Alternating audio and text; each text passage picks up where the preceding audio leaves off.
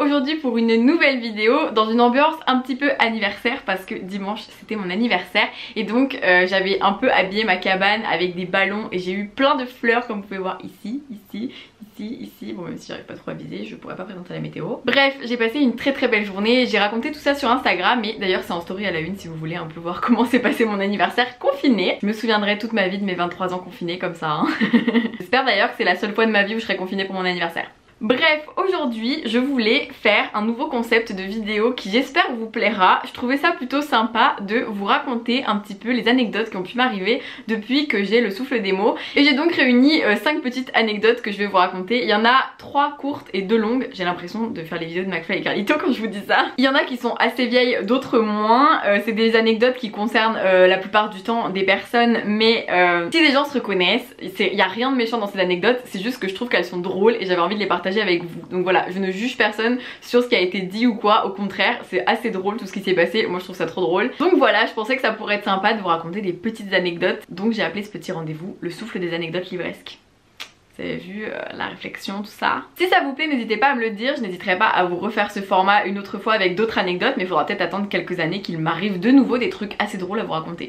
Je commence par une anecdote courte et drôle. L'anecdote numéro 1 se passe dans un magasin Etam. Donc il y avait les soldes et je suis allée à Etam pour m'acheter un ensemble, soutien-gorge, culotte, tout ça. Bref, on s'en fout un peu, hein, aucun rapport avec les livres. Et donc j'arrive à la caisse et je commence à parler avec la vendeuse et tout machin et tout. Puis il s'avère que la caissière connaît mes vidéos YouTube et me suit sur YouTube et sur Instagram, tout ça. Et bon, jusque là tout va bien, ça a pu déjà m'arriver plusieurs fois et tout, donc là-dessus c'est assez sympa et tout. Jusqu'à ce qu'elle sorte une phrase qui m'a fait trop rire. Elle m'a dit: eh ben je pense qu'il n'y a pas beaucoup d'abonnés qui connaissent votre taille de soutif. Et là j'étais en mode ah oui. Et ça m'a fait trop rire. J'étais un peu je sais même pas comment expliquer mon état, ça m'a fait trop rire. En même temps j'étais en mode oh c'est gênant, mais en même temps non, on s'en fiche en fait, c'est pas grave. Mais ça m'a fait beaucoup rire et c'est vrai qu'il y a des trucs comme ça où on se dit, c'est vrai que dans certaines situations on peut croiser nos abonnés dans la vie de tous les jours, mais dans des trucs qui n'ont aucun rapport avec les livres et qui peuvent parfois être un peu intimes, tout ça. Bon en soi ma taille de soutif on s'en fout, mais ça m'a fait bien rire. La deuxième anecdote est un peu plus longue et il s'agit d'un événement. Donc vous le savez, je fais pas mal d'ateliers, d'événements en France, machin, je me déplace, ça m'arrive beaucoup. Vous vous doutez qu'avec des déplacements il peut se passer plein de choses. Donc pour cette anecdote numéro 2, il faut savoir que ça commence assez mal psychologiquement parce que je suis allée assez loin de chez moi en train etc. Je suis arrivée le matin sur le lieu de l'événement. Je vais pas vous dire ce que c'est et tout parce que j'ai pas envie d'afficher ou quoi les personnes de l'organisation de ça et tout parce que c'est pas du tout de leur faute ou quoi. Mais toujours est-il que je suis arrivée le matin pour apprendre qu'au final j'avais des ateliers que l'après-midi. Donc en fait j'ai vraiment passé la journée sur place dans un village qui était vraiment très petit, il y avait vraiment pas grand chose à faire et l'événement n'étant pas d'immense envergure, c'est vrai qu'il y avait pas beaucoup de choses qui se passaient. Donc j'ai quand même pu visiter tout ça, donc ça va hein, en soi c'était assez cool. Sauf que la communication a pas été super bien faite sur mes ateliers. J'avais 2 ateliers prévus l'après-midi. Au premier atelier il y a eu 0 personne. Et quand je vous dis 0 personne, il y a personne qui est venu. On est allé essayer de chercher des enfants et tout. Parce que ça peut arriver quand je fais des ateliers en bibliothèque que les gens peuvent pas finalement etc. On se retrouve qu'avec 1 ou 2 personnes et on essaye un peu d'aller chercher d'autres enfants qui traînent dans les rayons de livres et tout, et souvent on arrive à être 5-6, de toute façon les ateliers booktube que je fais c'est souvent 10 à 15 maximum, mais vraiment 0. Donc là on se dit bon on va voir pour le prochain, mais le prochain pareil, il y avait pas grand monde d'inscrits et tout, sachant que le premier il y avait des gens inscrits hein, qui ont été appelés mais qui visiblement ne sont pas venus. Et donc le deuxième atelier, il y a eu 2 personnes qui sont venues quand même, donc j'ai fait un petit atelier un peu privé en fait pour 2 personnes, donc c'était chouette et tout. Donc ça s'est bien passé hein, c'est juste que vous voyez au niveau organisation, quand tu viens, t'arrives tôt, tu t'es levé très tôt pour prendre le train très tôt, t'arrives très tôt dans un endroit, au final tu passes que l'après-midi et en plus il y a presque personne, tu te dis oh là là j'ai vraiment fait je ne sais combien de kilomètres pour qu'au final ce soit triste parce que je fais pas un super atelier avec plein d'enfants et tout. Bref, l'atelier se termine, donc j'allais bientôt rentrer chez moi, donc il fallait que je retourne au train. Et là vous voyez, quand tu passes une journée comme ça, j'avoue j'étais un petit peu dans un mauvais mood hein, j'étais un peu blasée et je me suis dit bon, au retour j'ai trop envie de manger un panini au Nutella. Donc voilà, ça c'est des lubies des fois, voilà ça c'est moi. En vrai il y a un contexte à cette histoire, avec des amis on voulait un panini au Nutella genre quelques semaines avant et on n'a pas réussi à en trouver, on était en vacances à Venise et impossible de trouver de panini au Nutella à Venise. Bizarre vous me direz, mais bon soit on n'a pas trouvé et donc 2-3 semaines après ça m'est revenu en mémoire et j'en avais envie, j'en avais follement envie. Et là je trouve un truc ouvert parce que je pense on était dimanche, un truc ouvert genre petite baraque un peu frites, kebab, crêpes, panini et tout. J'étais en mode yes il y a forcément et tout. Là je vois le gros panini au Nutella en gros et tout, j'étais trop contente, donc j'y vais. Et là je leur dis bah voilà, j'aimerais un panini au Nutella et tout. Donc vraiment vous voyez, c'était un peu le meilleur moment de ma journée, en mode je vais être réconfortée par un panini au Nutella avant de rentrer chez moi, de prendre le train et tout. Et là le monsieur me dit qu'ils n'ont pas de panini au Nutella, ils en ont plus, c'est le seul truc qu'ils n'ont pas, vous voyez, genre vraiment le seul. Donc j'étais un petit peu blasée hein, encore une fois, j'étais... Voilà, je l'ai regardé, j'étais ah d'accord ok. Donc je suis partie, je suis allée vers la gare et je vous jure là j'étais dans un état. Vous savez c'est quand le genre de micro événement s'ajoute à plein d'événements et que du coup là ça te sac vraiment entièrement. Voilà, tout ça pour vous dire que j'ai pas eu de panini Nutella, c'était pas la meilleure journée de ma vie. Et vraiment je suis rentrée chez moi le soir, j'étais en mode oh là là, mais j'ai l'impression que ma journée a pas été super utile en fait. Mais c'était une ville très chouette et donc j'ai visité une très jolie ville. Donc ça c'était chouette hein, vraiment. Et puis l'atelier que j'ai fait pour 2 personnes était quand même sympa. Donc il faut en retirer du positif. L'anecdote numéro 3 est très drôle. Vraiment très drôle.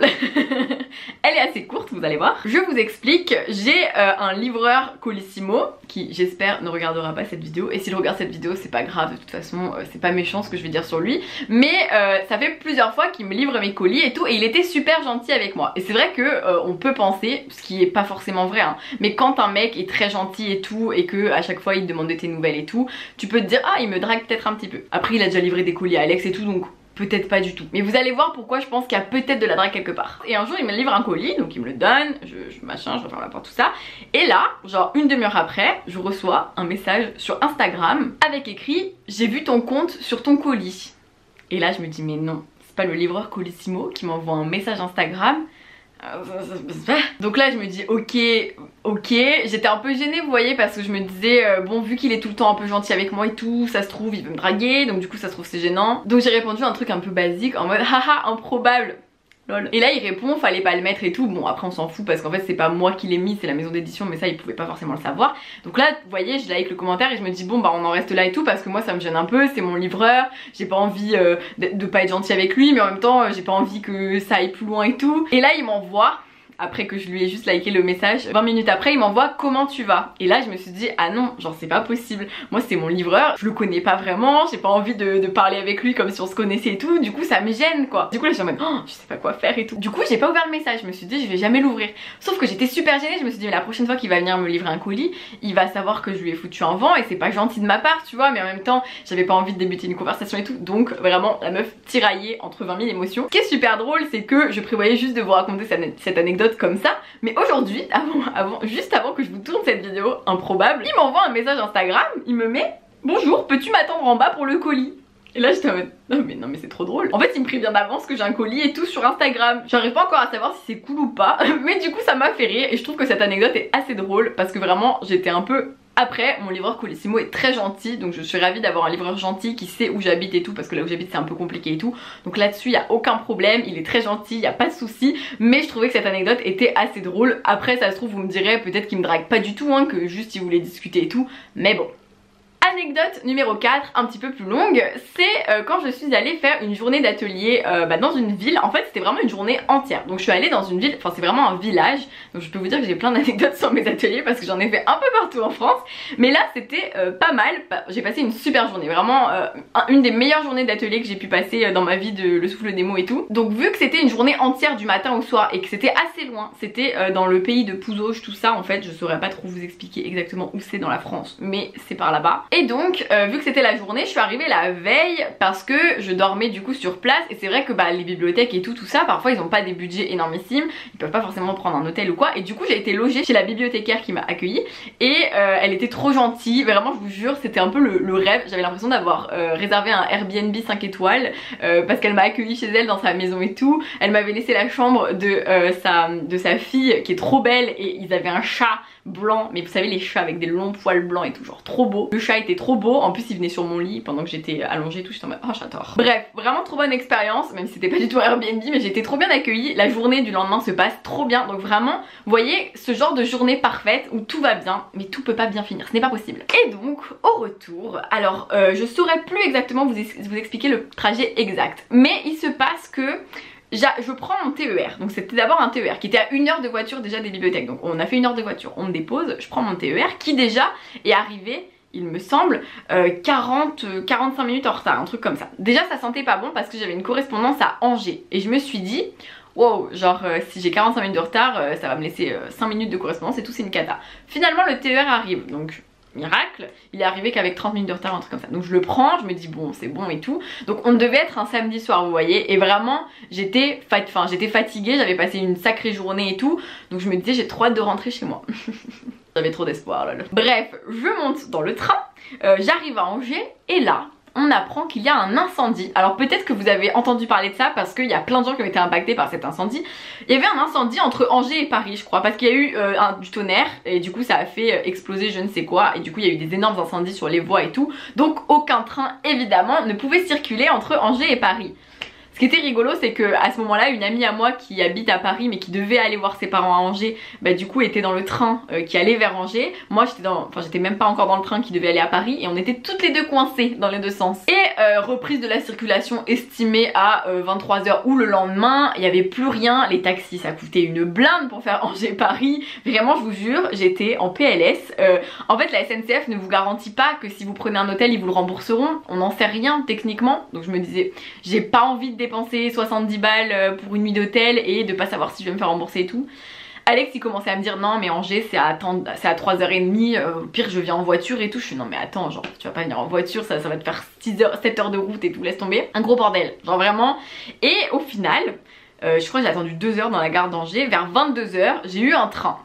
Donc alors que je devais l'avoir à 20 h et je devais arriver à je crois 22 h et quelques à Paris en fait. Bon bref, n'importe quoi. Je devais arriver à Paris Montparnasse.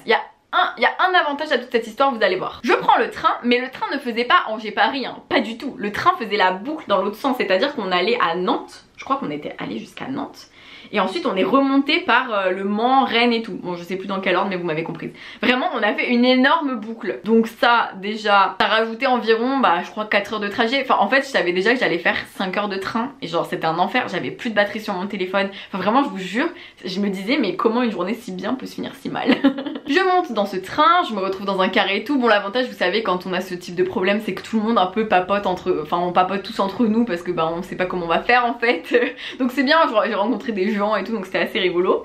D'ailleurs c'est toujours drôle les rencontres dans les trains, moi je trouve ça trop drôle. Bref, ça fera l'objet d'autres anecdotes. Tout ça pour dire que heureusement à côté de moi il y avait des jeunes de mon âge à peu près, et il y en a un qui avait un Mac et qui du coup a pu brancher avec le câble Apple mon téléphone sur son Mac, et mon téléphone du coup a chargé un petit peu. Donc ça m'a un peu, complètement sauvé la vie même, parce que j'avais quand même besoin de dire à Alex quand est-ce que j'allais arriver en Ile-de-France. Le seul avantage de cette histoire c'est que j'habite pas loin de Massy, et en fait en arrivant à Montparnasse ça faisait quand même 25-30 minutes de voiture à Alex pour aller me chercher. Sauf que le train que j'ai pris, qui a fait 20 000 détours, s'arrêtait à Massy. C'était pas prévu mais là il le faisait parce qu'il faisait une sorte de boucle. Donc ce qui était cool c'est que Massy c'est quand même beaucoup plus proche de chez moi, c'est à 10-15 minutes en voiture. Donc j'ai dit à Alex bon au moins tu pourras venir me chercher à Massy. Mais encore fallait-il que je connaisse l'heure. On doit donc arriver à Massy je crois vers 2 h du matin je pense. Ouais 2 h ou 3 h, un truc comme ça. Vraiment des horaires indécents. Sauf que on a encore été en retard. Pourquoi? Parce que notre conducteur a raté l'arrêt. Le conducteur a raté l'arrêt alors au Mans ou à Rennes, je ne sais plus. Il a raté un des arrêts, c'est-à-dire que vraiment on est passé devant la gare, le train s'est arrêté et là on a vu le conducteur du train passer dans notre wagon. Parce que évidemment pour faire demi-tour il faut qu'il aille de l'autre côté du train pour pouvoir rerouler dans l'autre sens. Donc on a vraiment vu, je vous jure, le conducteur passer au milieu et après on a redémarré dans l'autre sens. Et on s'est arrêté à la gare et il est repassé ensuite pour qu'on reparte dans le bon sens. Et là je me suis dit mais c'est pas possible, genre il va tout m'arriver. Il manquait plus qu'on percute je ne sais quoi, un sanglier ou quoi, parce que ça c'est 3 heures de retard encore plus. Bref, vraiment la panique, je vous jure, ça a été mais une nuit, mais un enfer. Et au final, ouais, je pense que j'ai dû arriver à 2 h 45, 3 h du matin chez moi. Donc j'avais fait genre 5 h, 6 h de train. J'avais un retard de fou en fait, parce que j'aurais dû arriver 4 h ou 5 h avant. Enfin vraiment un enfer. Bon dans ces cas là, évidemment, moi je harcèle la SNCF jusqu'à être remboursée, hein, tout va bien. La petite anecdote mignonne pour conclure ça, c'est que il y avait une dame dans mon train qui, une dame un peu âgée, qui à 2 h 30, elle savait pas trop comment elle allait faire parce qu'elle ça devait être sa fille et son gendre qui venaient la chercher, mais elle m'a dit ils ont un enfant en bas âge machin et tout, et je lui ai dit mais vous habitez où? Et en fait elle habitait vraiment juste à côté de chez moi. Je lui ai dit mais mon copain il vient me chercher, si vous voulez on vous emmène. Du coup on a ramené la petite dame et ça c'était mignon et je trouve que voilà, Encore une fois un petit peu de positif à tout ça. Et nous en venons à la 5e et dernière anecdote. Une anecdote courte et rigolote, vraiment très courte hein, tout va bien dans cette anecdote. En fait je vais toujours chez Yves Rocher pour me faire épiler. Aussi c'est moi qui ai sorti la phrase drôle. Je me suis fait épiler par une dame, bref, comme d'hab souvent c'est les mêmes et tout.